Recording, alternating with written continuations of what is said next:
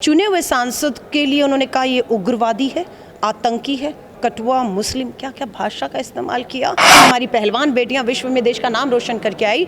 आज ब्रिजभूषण शरण के खिलाफ एफआईआर नहीं होती है। सुप्रीम कोर्ट की दहलीज पर बेटियां गई तो सुप्रीम कोर्ट की फटकार के बाद एफआईआर हुई। आपने दोगुनी आय की बात की थी, कर्ज माफी की बात की थी, आपने 700 किसानों की जान ले ली और ऐसा कानून लेकर आए जो आपके पूंजीपति मित्रों को ताकत देने वाला था। और तब लाए जब देश कोरोना महामारी तालेबंदी में था, आप अध्यादेश ले आए। आपने महंगाई कम करने की बात की, लेकिन जब चुनाव सर पे खड़ा तो 200 रुपये का सिलेंडर कम होता है, कम तो 700 होना चाहिए था। 500 रुपये का सिलेंडर राजस्थान में कांग्रेस की सरकार दे रही है। दानिश अली को सिर्फ वो मुस्लिम समुदाय से इसलिए उनको जलील किया, उनको आतंकी कहा, और वही राहुल गांधी उनके घर जाकर उनको गले मिलकर कहते हैं कि नहीं, आप हमारे देश के हैं, आप चुने हुए जनप्रतिनिधि हैं, आपके प्रति जो भाषा संसद में बोली गई है उसके लिए तो प्रधानमंत्री जी को माफी मांगनी चाहिए थी, जेपी नड्डा जी को माफी मांगनी चाहिए थी कि आपकी पार्टी का सांसद है। आप देख रहे हैं VR न्यूज, एक नजर सच्चाई की ओर। अलका जी, जिस प्रकार से संसद भवन के अंदर दानिश अली के साथ व्यवहार किया गया है, इसे लेकर आप क्या कहेंगे? दुर्भाग्यपूर्ण है। आप उम्मीद करते हैं कि देश की संसद से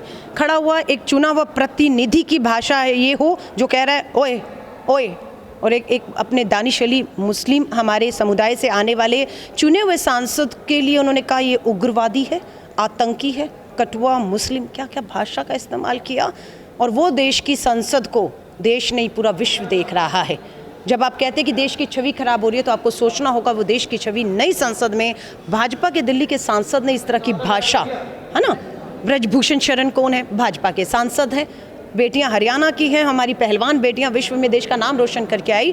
आज ब्रिजभूषण शरण के खिलाफ एफआईआर नहीं होती है। सुप्रीम कोर्ट की दहलीज पर बेटियां गई तो सुप्रीम कोर्ट की फटकार के बाद एफआईआर हुई है। मणिपुर में हमारी आदिवासी बेटियों को नग्न करके किस तरह से उनका सामूहिक बलात्कार किया गया। आज 6 महीने से मणिपुर जल रहा है, पर देश की सरकार आंख बंद करके बैठी हुई है। वो भी बेटियां मणिपुर की आदिवासी सुप्रीम कोर्ट की दहलीज पे न्याय मांग रही हैं। सो दुर्भाग्यपूर्ण है। अलका जी, जब दानिश अली से मिलने के लिए राहुल गांधी जी गए थे तो बीजेपी के कुछ कद्दावर नेता ने आरोप लगाया कि दानिश अली का कांग्रेस में आने का एक तरीका था। देखिए, वो मौका कौन दे रहा है? आपका सांसद दिल्ली का इस तरह की भाषा बोलकर, इस तरह की भाषा अगर सच में भाजपा के अंदर जो अल्पसंख्यक समुदाय के नेता हैं, है ना, उनको भी सुनकर कांग्रेस में आ जाना चाहिए। राहुल गांधी के जो नफरत के माहौल बनाया जा रहा है भाजपा आरएसएस नेताओं द्वारा, कह रहे हैं ना मोहब्बत की दुकान खोल रहे हैं। वो क्या किया आपने? दानिश अली को सिर्फ वो मुस्लिम समुदाय से इसलिए उनको जलील किया, उनको आतंकी कहा, और वही राहुल गांधी उनके घर जाकर उनको गले मिलकर कहते हैं कि नहीं, आप हमारे देश के हैं, आप चुने हुए जनप्रतिनिधि हैं, आपके प्रति जो भाषा संसद में बोली गई है उसके लिए तो प्रधानमंत्री जी को माफ़ी मांगनी चाहिए थी, जेपी नड्डा जी को माफ़ी मांगनी चाहिए थी कि आपकी पार्टी का सांसद है। लेकिन नहीं, हम देश को जोड़ने निकले हैं, हम किसी को भी अपने आप से अलग नहीं होने देंगे। सो मुझे खुशी है इस बात की कि दानिश अली जी की जो हिम्मत टूट रही थी, राहुल गांधी जी ने उनके घर जाकर उनको गले मिलकर उन्हें हिम्मत दी, उन्होंने टूटने नहीं दिया, और इसी तरह हम देश टूटने नहीं देंगे। आखिरी सवाल रहेगा कि जिस प्रकार से कल तक सड़क पर गोली मारो डैश डैश डैश इस तरह का शब्द का इस्तेमाल किया जाता था, आज संसद भवन से क्या कहेंगे इस पर? देश के लोगों को फैसला कर रहा है। 2024 की दहलीज पे हम आकर खड़े हो गए हैं। चंद महीनों में देश चुनाव की तरफ जाएगा।